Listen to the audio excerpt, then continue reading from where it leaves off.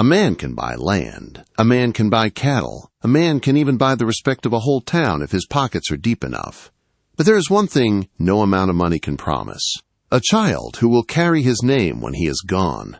Clyde Bonner understood this truth better than most men in Montana.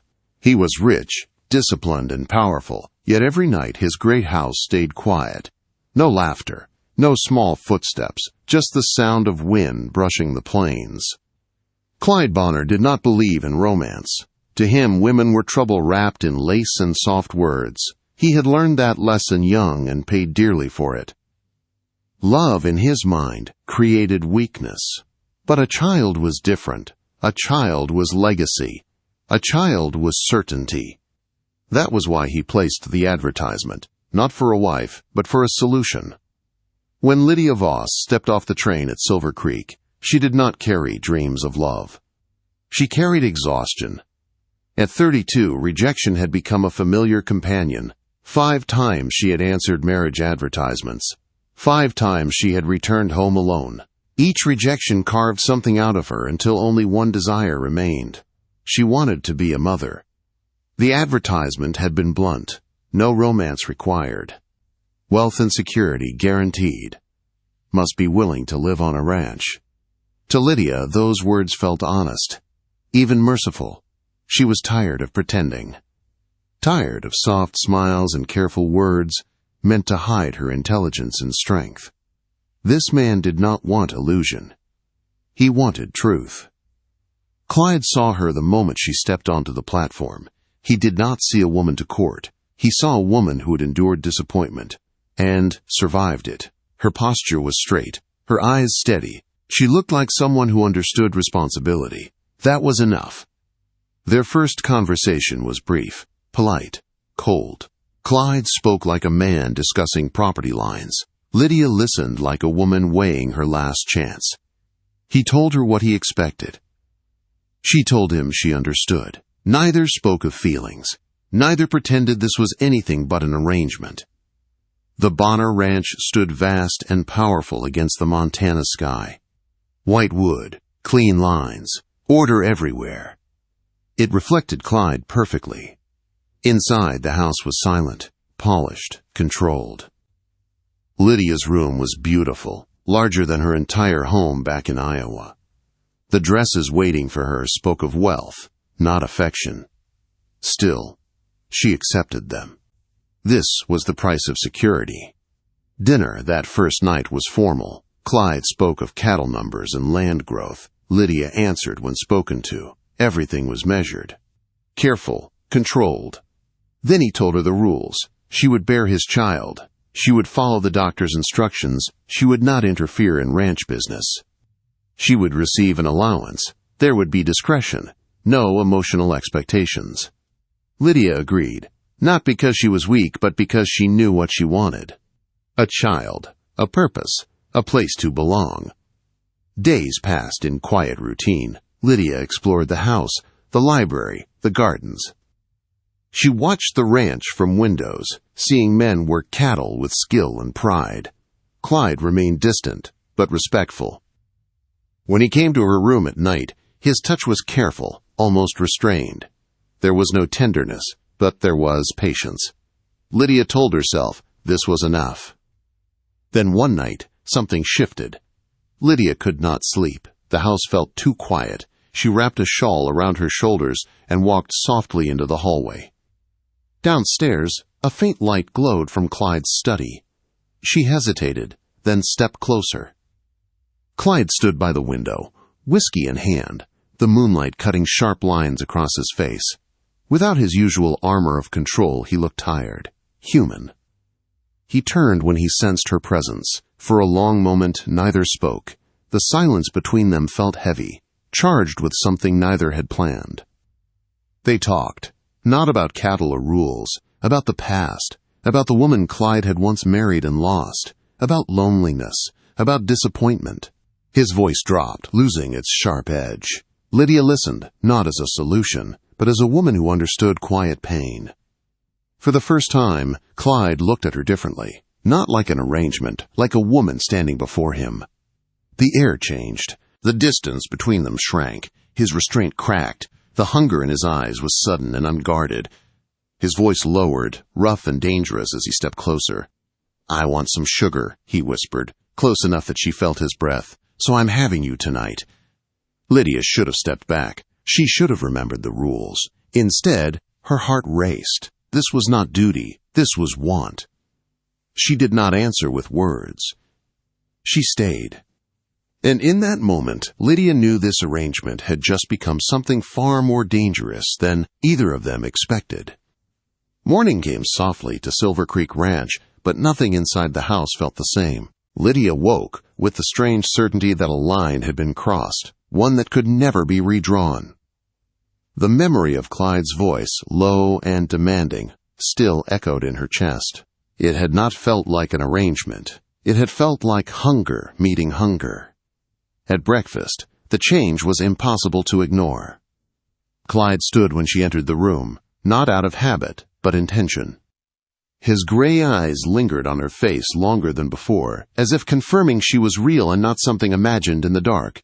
Pearl noticed it too. Her sharp gaze flicked between them, reading the air with quiet precision. "Good morning, Lydia," Clyde said. He had never used her name like that before. Not softly, not like it mattered. "Good morning," she replied, her voice steady even as her pulse betrayed her. They ate in near silence, but it was no longer empty. It was full of unspoken awareness. When their hands brushed reaching for the coffee pot, neither pulled away. Clyde's touch lingered just long enough to make her breath catch. After breakfast, he surprised her. "Ride with me," he said. "I want to show you something." Lydia hesitated. This was new, she nodded. The sky was clear, pale winter light, stretching across endless land. Clyde helped her onto a gentle mare, his hands firm and careful at her waist. He did not rush away once she was seated. For a brief moment, his hands stayed there, grounding her. They rode side by side across the ranch. Clyde spoke as they went, not with the sharp efficiency she knew, but with pride. He showed her the northern pasture, the creek that never froze, the hill where he had stood at 20 years old and decided this land would be his future. "You built all this alone," Lydia said quietly.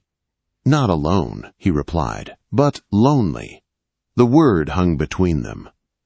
That afternoon, Lydia felt something she had not felt in years. Belonging, not to the house, not to the arrangement, but to the man riding beside her. Clyde looked different in the open land, less guarded, more himself. That night, he came to her room without the stiffness of rules. When he spoke her name, it was not a command. It was a question. Days turned into weeks. The ranch moved with winter rhythm steady and sure. Lydia learned the house, the staff, the land. Clyde began asking her opinion, small things at first. Which book to order? Which charity to support? Then, larger ones. School funding in town. Church repairs. Without realizing it, he had begun treating her as a partner. At night, the distance between them disappeared completely. He was no longer restrained. Yet he was never cruel, never careless. In his arms, Lydia felt chosen, not used. One evening, during a heavy snowfall, they sat together by the fire. Lydia read aloud from a book of poetry she had found in his library. When she finished, she looked up to find him watching her with an expression she had never seen before. "What?" she asked. "You read like you mean every word," he said. "I do." "So did my first wife," he said quietly. The room stilled. "She wanted a life louder than this," he continued. "She said the ranch was a cage." "And you?" Lydia asked. "I thought love meant changing myself to keep someone from leaving." He looked at her then, really looked. "I won't do that again." "I wouldn't want you to," she said. That was the night something fragile and dangerous took root between them. Hope. The town noticed the change before either of them spoke it aloud. Clyde smiled more. Lydia stood taller. Whispers followed them at church. Pearl began setting 2 cups instead of 1, without being told. Then one morning the doctor came. Lydia sat on the edge of the bed, hands folded, heart pounding. Clyde stood by the window, silent but tense. "Well," the doctor said at last, smiling. "Congratulations, you're going to have a child." Lydia's breath left her in a rush. She pressed a hand to her mouth, tears blurring her vision. Clyde did not speak. He crossed the room in 3 strides and took her hands in his. His grip trembled. "My child," he said, voice rough. "Our child," she corrected gently. Something broke open in him then. He pulled her into his chest, holding her like he might never let go. That night, Clyde did not go to his own room. Weeks passed, and the pregnancy settled into reality. Clyde became watchful, protective. He insisted she rest. He argued with doctors. He canceled trips. But something else grew alongside the child: fear. One evening, Lydia found him alone in the study, staring at the fire. "You're afraid," she said. He did not deny it. "What if I fail you?" he asked. "What if this ends like before?" Lydia stepped closer. "Then we face it together," she said. "Not as an arrangement. Not as a bargain." "As what?" he asked. She looked him in the eye. "As a family." The word shook him.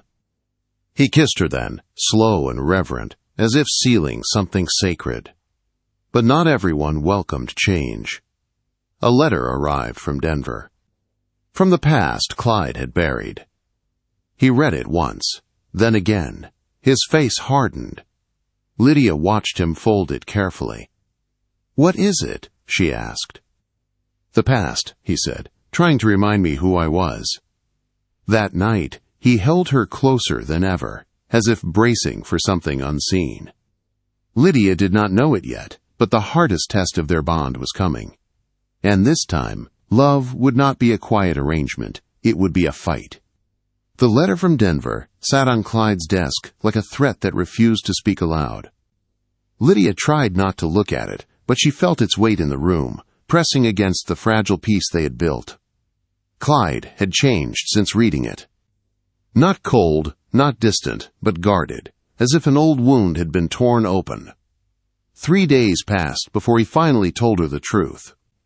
"She's coming," he said one evening, standing by the window as dusk settled over the ranch. "Margaret, my former wife."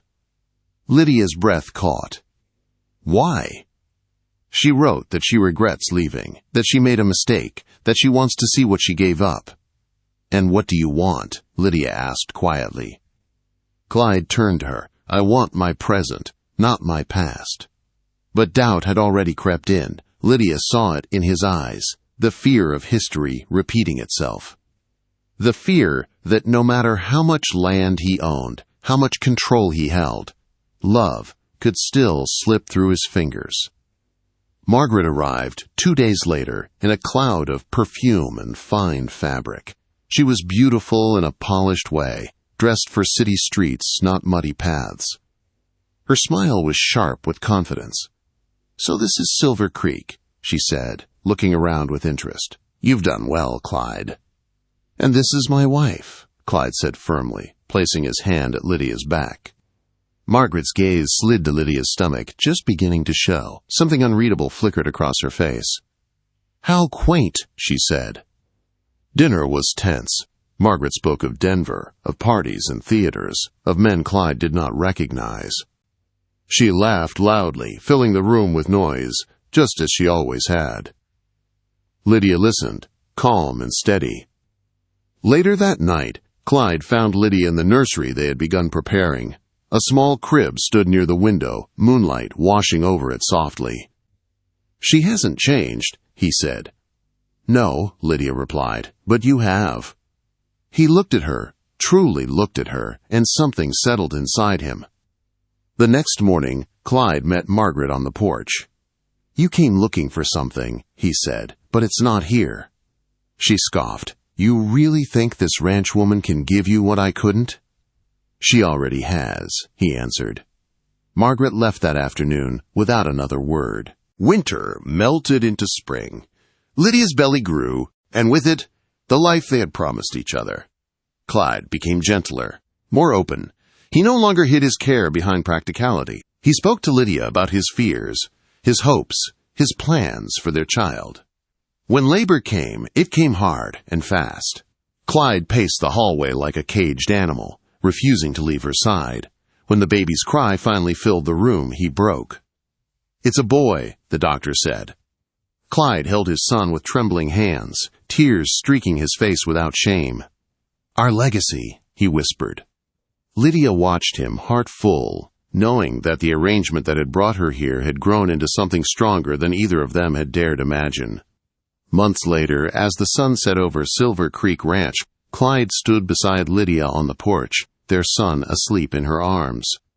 "I once thought love was weakness," he said. "Now I know it's the only thing that lasts." Lydia smiled, leaning into him. What began as a bargain had become a family, and under the wide Montana sky, their future stretched as far and steady as the land itself.